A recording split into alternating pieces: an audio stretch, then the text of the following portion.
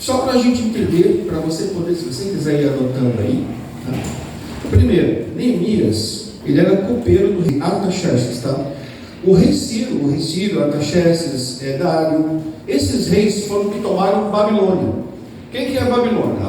Os babilônios foram até Jerusalém, pegaram todos os israelitas, todo mundo. Os velhos, eles deixaram, porque eles não carregam peso morto. Os babilônios. E pegava só a nata e trazia para a Babilônia. Então lá em Israel só ficou os velhos, os idosos, ficou lá em Israel. E esse povo todo foi para a Babilônia. Eles ficaram 70 anos na Babilônia, gente, esse povo. Aí você imagina, tua mãe, teu pai foi morto, os teus filhos e irmãos foram mortos, crianças. A tua mãe que estava grávida foi morta. Você imagina, esse povo foi levado para a Babilônia. E na Babilônia eles sofrem todo tipo de escravidão. Eles são mantidos escravos. Aí durou 70 anos. E a profecia dizia que viria um outro povo que iria libertar Israel. Israel foi liberto pelos persas, que é esse que nós estamos aqui agora falando, os persas. Eles venceram a Babilônia e pegaram os israelitas, gente, o povo de Israel, e mandaram de volta. Olha, quem quiser voltar para Jerusalém pode voltar. E o povo se animou, e muita gente pegou e foi embora. Saíram da Babilônia e voltaram para Jerusalém. E Neemias está entrando na história agora, e ele está nesse contexto. Tem muita gente lá em Jerusalém, da Judéia. O povo de Israel voltou para sua casa. E alguns ficaram na Babilônia, aonde, muito bem, esse texto ele entra exatamente nesse momento em que tem gente lá, mas está uma confusão, porque quando os babilônicos tomaram Jerusalém, eles queimaram tudo. Eles destruíram o templo, destruíram a cidade, queimaram tudo. Por isso que, se você continuar lendo a história, é muito importante que você continue lendo, você vai ver qual era a situação que o povo estava lá. Então, Neemias, ele começa a chorar. O irmão dele, Ananias, vem e fala: olha a situação do povo. O povo está lá na cidade. É uma desgraceira só. As portas queimadas, o templo queimado, o templo foi destruído. As pessoas têm invasões lá, os bandidos entram na cidade, saem, saqueiam tudo que você faz, muitas vezes é roubado, é saqueado. Estava uma confusão. Neemias, aqui, diante desse momento, Neemias chora. Quem é Neemias? Neemias é esse homem de Deus, ele é copeiro do rei Artaxerxes, que é um dos descendentes, Ciro, Dario e Artaxerxes, na sequência. Ele já está na terceira geração. Um dos profetas muito conhecido por nós e amado, que faz parte desse processo aqui, é Daniel. Daniel vai, se não me engano, é Dario, ele vai trabalhar junto com Dario, é logo no início, porque Daniel era conselheiro, era um dos responsáveis lá e na Babilônia, ele era um dos daqueles, Sadraque, Mesaque, Abednego, eles eram um deles. E ele vai continuar. A Babilônia cai, mas ele continua, e ele passa a ser, o Daniel passa a ser uma espécie de conselheiro de Dario. Depois Daniel morre, vem outros reis, e aqui nós estamos com Artaxerxes, são nomes complicados, mas é isso aí. Copeiro do rei, Neemias era o cara seguinte, ele era primeiro, ele tinha uma posição muito alta, ele era um cara assim muito importante na concepção ali da sociedade. E segundo, o Neemias, ele era um cara que comia a comida que o rei iria comer depois. Ele bebia o vinho que o rei ia beber depois. Por quê? Porque se tivesse envenenada, ele morria primeiro. Então ele era uma espécie de pessoa assim, segundo braço direito do rei. O rei não comia nada que Neemias não tivesse aprovado primeiro. O rei não bebia nada que Neemias não tivesse bebido primeiro. Tá? Então ele era uma pessoa de extrema confiança do rei. E aqui, gente, nós vamos falar sobre a primeiro de hoje, a visão, porque tudo começa em Deus e tudo termina em Deus. Aqui Deus está chamando Neemias. Essa situação que está acontecendo, o irmão dele vem, conta para ele o que está acontecendo. Neemias, ele é tocado no seu coração. Ele é tocado tão profundamente. Vamos lá no texto bíblico. O que diz ali, vamos ver o que Neemias disse para ele. Versículo 2. Um dos meus irmãos veio com alguns homens de Judá. Então lhe perguntei a respeito dos judeus que estavam sobreviventes ao exílio. Olha, sobreviventes ao exílio, porque eles saíram daqui e voltaram para Jerusalém. A respeito de Jerusalém. E eles me responderam: os restantes, os que sobreviveram ao exílio, se encontram lá na província. Estão em grande miséria, humilhação. Muralhas de Jerusalém continuam ruínas, e os seus portões foram destruídos pelo fogo. Aí entra Neemias. Quando eu ouvi estas palavras, eu me sentei. Olha agora, entra no texto comigo. Imagina que Neemias, ele começa a chorar. Ele diz: eu me sentei, chorei, lamentei por alguns dias, e fiquei jejuando e orando diante de Deus. Eu acho fantástico isso, porque quando Neemias ele escreve isso, e segundo os historiadores, Neemias, isso aqui, gente, é relato dele mesmo, tá? Não foi alguém que escreveu para Neemias. Neemias escreveu a sua própria agenda. E isso daqui são relatos copiados do seu próprio texto. Por isso, tudo que está aqui, gente, ele mesmo escreveu. Esse homem, o primeiro sentimento dele é identificação com o povo. Neemias se identifica com aquela necessidade do seu povo. As notícias que chegam para ele do que está acontecendo em Jerusalém, ele está lá no trono, do lado do rei. E quem está ali na cidade, eles estão bem, porque havia prosperidade. Neemias estava super bem. Ele tinha uma posição, talvez fosse uma pessoa até rica, sei lá, mas ele tinha uma posição muito boa. E ele pensa assim: eu estou aqui e o meu povo está lá, sofrendo. E ele se identifica com a dor do seu povo. Eu gosto muito dessa ideia, porque isso tem tudo a ver com a gente. A Márcia, Marcela, você aqui, por favor. A Márcia está com a camiseta aqui da Ana. Por favor, levanta. Eu quero mostrar que está na camiseta. Toda Ana, Luiz, vocês estão com a camiseta da Ana. Por que vocês estão com a camiseta? O que está escrito aqui, ó? Até que todos saibam o quê? Sabe o quê? Sabe o quê? Olha lá o Clayton. Eu e mais um. Luiz. Eu e mais um. Eu e mais um. Pode sentar. Por que a gente está usando essa camiseta? Essa camiseta ela faz parte da campanha da nossa Convenção Batista. Eu preocupado com mais um. É o que está acontecendo aqui, gente. Neemias se identifica com o seu povo. Neemias está chorando pelo seu povo. E a minha pergunta é: qual é a minha preocupação? Com quem eu estou me preocupando? Quem é o mais um na minha vida? Quem é o mais um na minha história?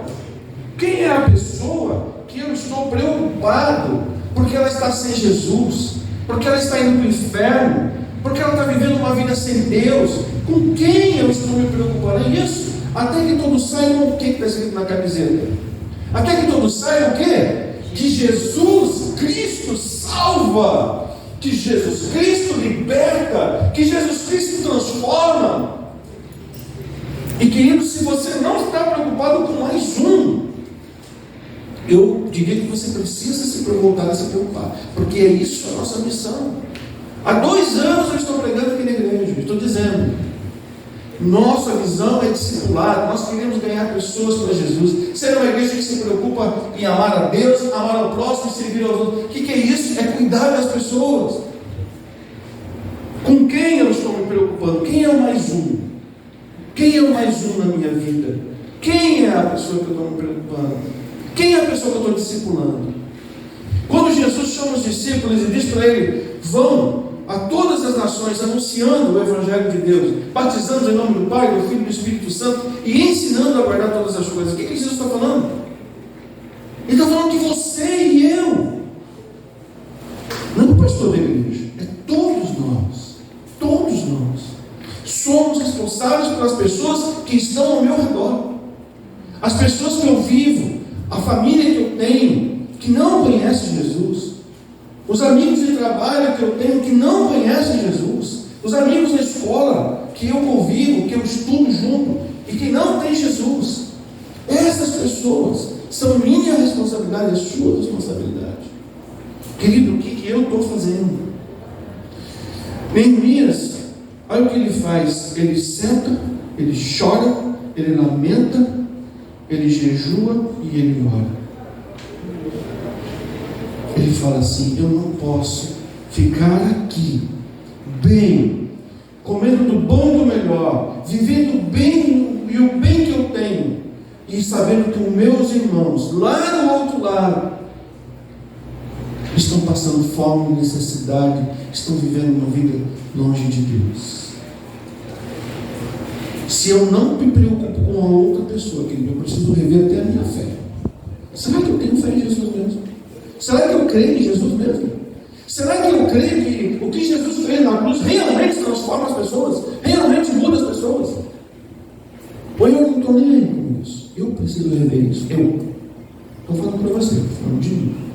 Nós temos uma estratégia de trabalho nessa igreja.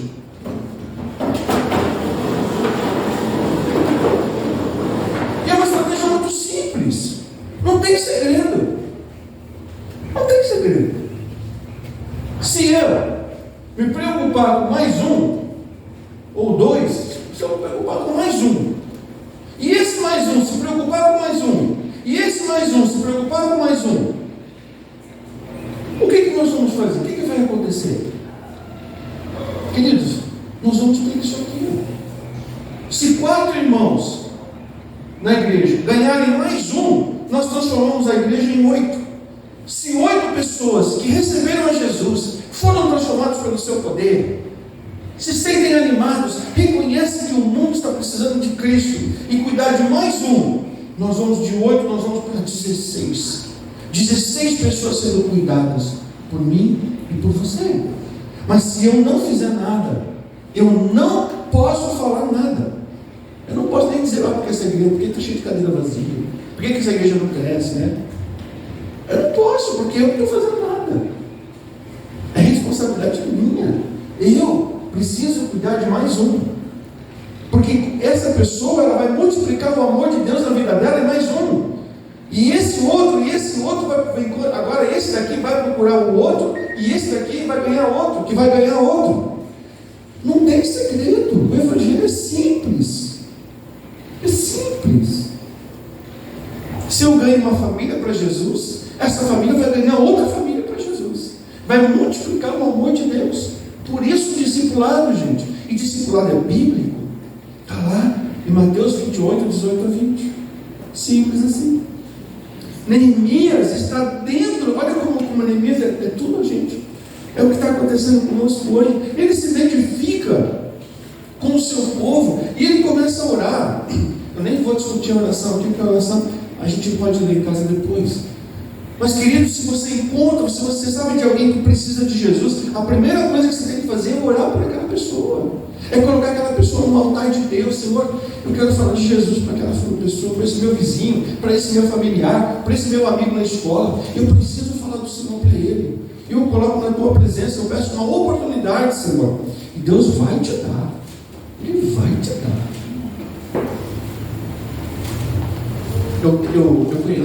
Eu sou de uma geração eu cresci na igreja.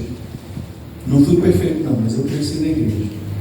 E pelo fato de eu crescer na igreja, olha que bênção, olha que coisa boa, que bênção, seja bem-vindo aqui. Coisa boa. Pelo fato de ter crescido na igreja, eu cresci lá de muito. Os pastores dormiam na minha casa. Os pastores adoravam a minha família. E O pastor vinha pregar, todo domingo ele vinha para minha casa já almoçar, jantar, dormir e tal. E um pastor uma vez falou assim para mim, eu ouvi na conversa, eu adorava ouvir conversa do pastor, né? Aí um dia o pastor falou assim, você sabe, eu estava conversando com meu pai era presbítero também, era líder da igreja. Ele falou assim, quando a igreja não trabalha, quando a igreja não está ganhando vidas para Jesus, quando a igreja não está multiplicando o amor de Deus, quando a igreja não está fazendo a obra de Deus, você sabe o que a igreja faz? Eu gostei. Por favor, prenda a porta ali. Eu já estava presa, acho que ela soltou. Eu gostei da calça, mas ela disse, você viu o Jordão também? De calção preto. Coisa feia. Né? Viu o cabelo daqueles? A gente começa a olhar para os outros e começa a olhar os defeitos. A gente acha defeito em tudo. Ah, que lindo, nossa, que coisa feia. É isso, pessoal. Para que vender Bíblia na igreja? Quando a gente não está trabalhando, não está servindo a Deus, a gente começa a olhar os defeitos.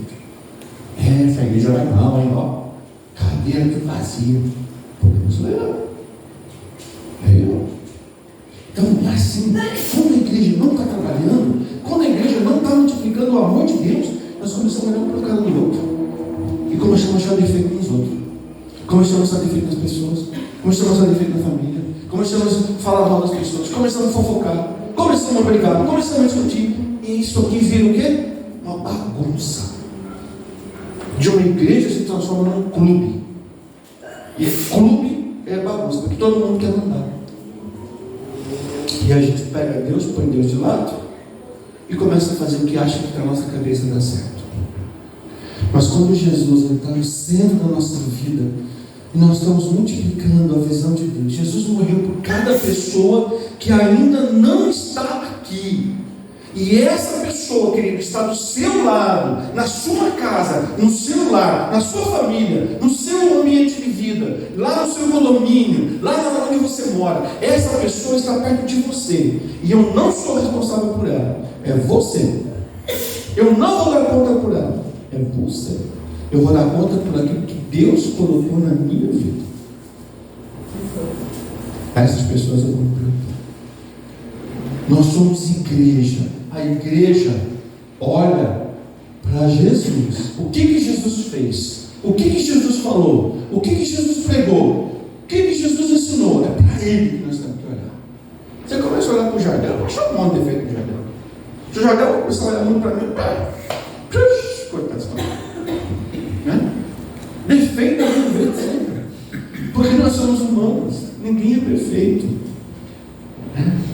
Mas com Jesus, olhando para Ele e obedecendo o que a Bíblia diz, nós seguimos em frente e nós revolucionamos o mundo. Queridos, 12 homens, 12 discípulos, tirando Judas, entra Paulo, 12 homens, revolucionaram o mundo.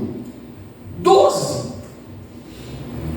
não foram 1 milhão, foi 12. E se você ler o livro de Atos, logo ali, Coríntios capítulo 15, 1 Coríntios 15, Paulo vai falar assim, que Jesus, ele foi visto por mais de 500 irmãos. 500, ele dá até um número, 500 irmãos. Não foi 1 milhão, não foi 10 milhões, foram 500 pessoas. Essas 500 pessoas, certamente, tá? Eu não lembro o versículo, mas está aí, viu, já? Vai procurar depois. Procura lá. Essas pessoas provavelmente andaram com Jesus. Eram pessoas que, onde ele ia, estavam atrás. E provavelmente essas pessoas eram especiais, porque para ele se aparecer para elas, é porque eram especiais. Mas eu quero voltar aqui. O coração de Neemias, gente, deve ser o meu coração. Eu preciso aprender com Neemias. E olha a situação do povo. Olha a situação. Vamos ler aqui de novo. Versículo 2, lá a segunda parte. 3. Os restantes, os que sobreviveram ao exílio, se encontram na província, estão em grande miséria, humilhação, muralhas de Jerusalém em ruínas, e os portões destruídos pelo fogo. Do que Neemias está falando? Se isso aqui é a palavra de Deus, Ele está contando uma história que é uma realidade do seu tempo, mas trazendo para nós aqui hoje, para mim e para você, o que é isso? Que miséria, que humilhação, que muralhas em ruínas são essas, e que portas são essas destruídas pelo fogo. Nós, no segundo domingo, se não me engano, domingo que vem, eu vou falar sobre a continuação, e eu vou voltar nesse texto. Não percam, né? Nosso parte domingo que vem, a pregação. Nós vamos falar sobre isso aqui. E nós vamos avançar no texto e nós vamos ver que tem detalhes aqui muito importantes para nós hoje. Mas eu quero deixar para você, gente, aqui hoje, tá? A reflexão. Quantas pessoas estão vivendo na miséria espiritual? O que é miséria espiritual? São pessoas que não conseguem olhar para o outro sem não ver no outro uma forma ou de ganhar dinheiro, ou de tirar algo que a pessoa tem, ou de usar a pessoa para o seu bem próprio. Isso é miséria. Isso é miséria. Tirar vantagem sobre as pessoas, tirar vantagem sobre uma coisa é seu negócio. Se eu tenho um negócio, por exemplo, vou dar um exemplo aqui, aquelas Bíblias lá. Se eu não vender a Bíblia pelo preço que está ali, que é o preço de venda no mercado, né? O lucro não tem como ele ser usado pela igreja. Não tem. Como é que eu vou vender a Bíblia mais barata do que a Bíblia está no mercado? E eu vou dar um prejuízo para a igreja? Ou vou dar um prejuízo para a livraria que nós estamos vendendo? Não pode. Isso é um negócio. Eu estou dizendo assim, eu sei que o Isaac trabalha com eletricidade. Eu convido o Isaac para fazer uma reforma, deixa eu colocar a eletricidade na minha casa, tal. Aí eu compro material, o Isaac vai lá, me dá o orçamento, papai. Aí chega o dia de pagar. Isaac, eu estou apertado aqui, cara. Não vou poder te pagar agora, você aceita em 2 vezes, né? Aí, vamos supor que foi 100 pila lá no teu serviço. Eu te dou 10 pila hoje e depois eu te dou o resto. Pode ser? Eu já fiz o serviço, né, Isaac? Tá tudo pronto? Tá, tudo bem, tá. Aí chega aqui e você, Eliseu, e aí, Eliseu? E aí? Aí daqui um mês, Isaac, cara, eu posso dar mais 10 pila. O que eu estou fazendo, gente? Peraí, eu não estou sendo justo com uma pessoa que eu contratei para fazer um serviço, pelo qual ele sobrevive e paga as contas dele. O coração das pessoas hoje, nos nossos dias, gente, é pura maldade. A violência que nós assistimos no nosso dia a dia, a violência na família, a violência no mundo, essa coisa de tirar vantagem sobre a vida das pessoas, de usurpar o direito dos outros, essa violência emocional, essa violência psicológica que as pessoas estão vivendo hoje, isso é miséria. São corações miseráveis, sem Deus. Outra coisa, humilhação. Quantas pessoas estão sendo humilhadas, gente? E que nós podemos fazer algo por elas, né? Quantas pessoas que a gente pode ajudar, que a gente pode cuidar? Quantas pessoas que a gente pode estar ao lado? Uma palavra de conforto, uma palavra de ânimo, uma palavra de amizade. Ou se a igreja pode fazer uma cesta básica, e ajudar essa pessoa. Isso é papel nosso, de nós ajudarmos o outro na sua necessidade, de irmos de encontro à sua necessidade. Outra palavra, estou dando alguns exemplos só. Muralhas e ruínas e portões destruídos. Tem gente que está com a vida destruída, gente. Tem pessoas hoje que estão com a vida destruída. São casamentos desfeitos, são filhos rebeldes, são famílias que estão separadas, cada um no seu canto, filhos criando uma série de problemas para os pais, rebeldes, ingratos, pai matando filho, filho matando pai, a violência na família, a violência no mundo, violência no lar. São portões do coração, da vida dessas pessoas destruídos, em frangalhos, destruídos pelo fogo. Portões. O que são os portões, gente? Portões só guardam o nosso coração.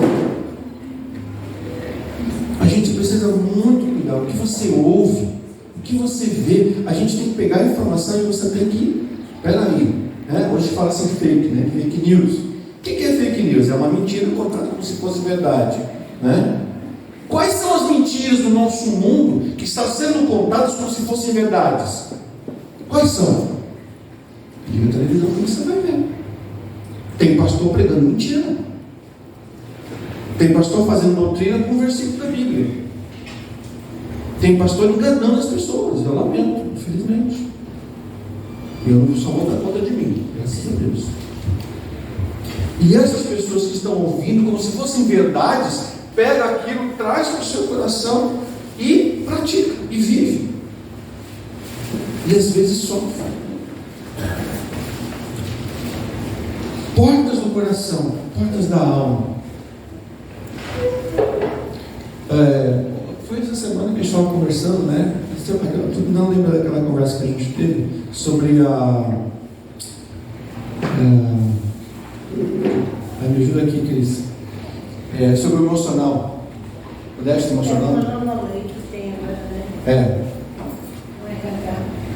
Eu vi ontem também, não sei o nome exato, mas existe uma lei que vai compensar gastos emocionais. Gastos emocionais. Então, por exemplo, o que é isso? Por exemplo, vamos supor, você trabalha onde? Numa confeitaria. Vamos supor que o dono da confeitaria, ele chega para você e desdenha de você. Fala mal de você. Desdenha do seu trabalho. Isso é uma... como é que chama o nome? É um desgaste emocional. É um desgaste emocional. Ele está abusando da sua vontade dele, ele está abusando do seu trabalho. Você está tentando trabalhar. Se você está fazendo errado, a obrigação da pessoa fala assim: olha, o certo é você fazer assim, assim, assim, assim. Mas se a pessoa chega para você e fala: você é burro, você não sabe o que está fazendo, eu já não te ensinei, você é um ignorante.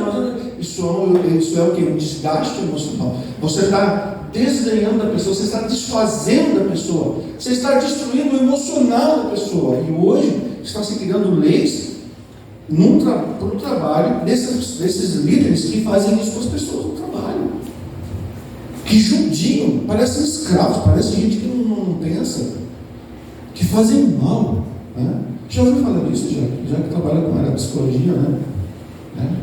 Isso é um mal. E, por exemplo, a gente sabe disso, que hoje tem homens que fazem isso com as esposas, né? Sua burra, sua ignorante, sua não sei o que lá, sua retardada. O que ele está fazendo? Ele está destruindo o emocional dela. Para quê? Para ter o controle sobre a mulher. Para a mulher fazer aquilo que ele quer. Para fazer dela um objeto. Então, você pega e destrói o emocional da pessoa e você usa ela como se fosse um objeto. As portas do coração, a alma da gente, os nossos sentimentos, é uma porta do coração. Então, o que você recebe? O teu emocional, quando ele é afetado, é a porta do teu coração. Você está sendo atacado ali. E você precisa se defender. E você precisa se preparar. Neemias está falando disso. As portas, as muralhas de Jerusalém. As muralhas são as coisas que nos protegem. O que te protege? Querido, a tua fé. A fé em Jesus Cristo é a nossa muralha mais segura.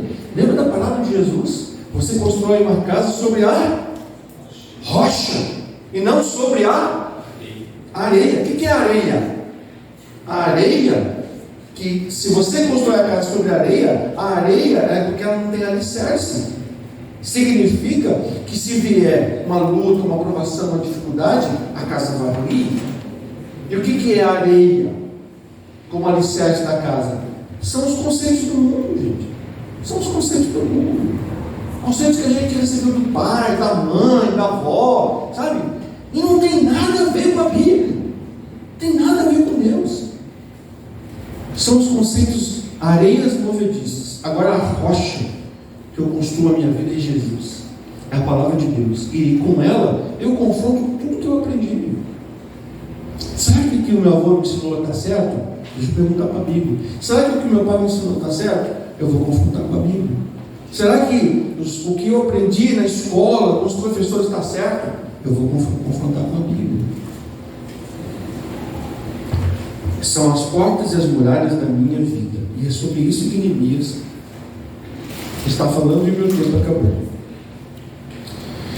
Eu quero compartilhar com vocês aqui, quando nós entendemos que as pessoas lá fora estão assim, como igreja, nós não podemos ficar calados, nós temos que agir.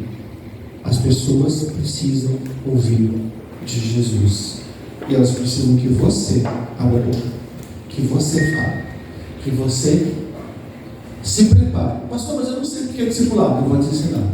Pastor, como é que é discipulado? Nós vamos ensinar. Nós temos pessoas na igreja que são discipuladores, e é simples, não tem segredo, não tem, né? Não precisa passar para a faculdade para ser discipulador, para cuidar de alguém, para ensinar Jesus para alguém. Não precisa. Nós temos uma metodologia aqui na igreja muito simples, para as pessoas poderem conhecer Jesus e serem pessoas firmes, com portas fortes, com uma muralha de proteção à sua volta forte. A fé, irmãos, é a nossa muralha. Jesus é o centro da nossa vida, Ele é o dono da nossa vida, Ele é aquele que cuida de nós.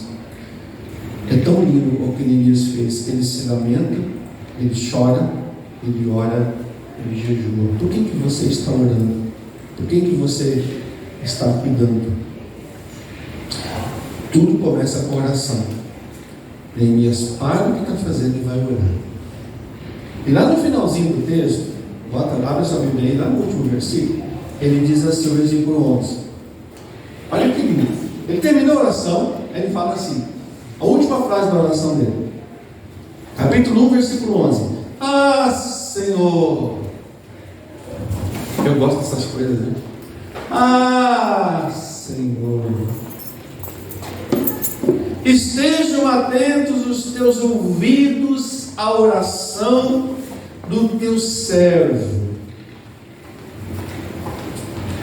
e a oração dos teus servos, aqueles que estão Anani e as outras pessoas que vieram com ele de Jerusalém.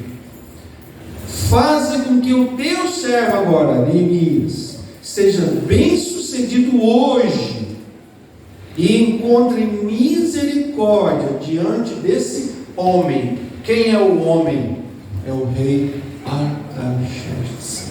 Que domingo que vem nós vamos ver, ele vai até o rei e fala com o rei. Nós vamos ver o que ele vai falar. Na sua oração, ele pede: Senhor, me prepara agora para o que eu vou fazer. Eu orei, eu te busquei, e o Senhor falou comigo. Deus falou com Neemias. Você tem que ler o que Neemias vai fazer. Leia lá em casa. Deus falou com Neemias, e na oração, lá no jejum, lá no joelho dobrado, Deus falou com Neemias. E Neemias se levanta da oração e fala: Senhor, entendi. Agora, me dá graça diante do rei Artaxerxes. Eu vou fazer o que o Senhor mandou fazer. Eu vou falar com ele. Me dá graça. Abre o coração dele. Que oração. Se você ler a oração de Neemias, você vai entender. Eu acho linda porque Neemias não fala assim: Senhor, cura aquele povo lá. Faz uma obra no coração dele. Não, Neemias fala assim: Senhor, eu sou pecador, eu errei, eu falhei. Tudo que está acontecendo lá, eu faço parte daquela tristeza, daquela desgraça. Mas eu quero ser um instrumento nas tuas mãos para ser bênção na vida do povo. Senhor, eu não conheço a vida dessa pessoa, mas eu sei que o Senhor a ama tanto quanto o Senhor me ama. Abençoa a vida dessa pessoa. Abre o coração dela para que ela possa receber a tua palavra. Eu quero abençoá-la com aquilo que o Senhor já me ensinou. Eu quero passar para ela. Você vai ver o que Deus vai fazer. Para Deus, queridos, não há limites. Para Neemias, não houve limites. A oração de Neemias foi atendida. Então, eu quero terminar dizendo para você algumas 4 coisas. A igreja deve ter uma visão clara de onde estamos. Nós temos uma visão muito clara. Segundo, um plano de ação. Nós temos um plano de ação. E o plano é muito simples. Nós vamos falar de tarde na roda de conversa. Tá? Nós devemos ter esse plano, e esse plano precisa ser compartilhado com o outro. Então eu preciso contar para o Isaac, eu preciso contar para a Sandra, né? Eu preciso contar para a Regiane, eu preciso contar para a Jaque, para o Marcos, eu preciso compartilhar com todo mundo. Gente, esse plano é um plano muito simples, é um plano legal. E na nossa igreja nós vamos avançar, nós vamos crescer. E essa igreja vai ser uma igreja abençoada, vai ser uma igreja forte nesse lugar. Nós não vamos ter 20 adolescentes, nós vamos ter 30, nós vamos ter 40 adolescentes, nós vamos ter 50 adolescentes. Nós não vamos ter 15 casais, nós vamos ter 30 casais, nós vamos ter 40 casais. Ou família, se você quiser. E por fim, existe o passo a passo. Um passo por vez. Um passo por vez. Não existe nada que você saia correndo fazendo as coisas. O reino de Deus é muito organizado, gente. Está na Bíblia. Nosso Deus é um Deus organizado. E Ele nos ensina a fazer as coisas de passo a passo. Neemias não saiu correndo fazendo as coisas. Ele foi orar. Recebeu a visão de Deus e agora ele vai executar a visão. Nós vamos ver no que vem. Nós vamos ver que fantástico o que Deus fez na vida dele. E o que Deus pode fazer na minha vida e na sua vida, se a gente se dispor. Amém?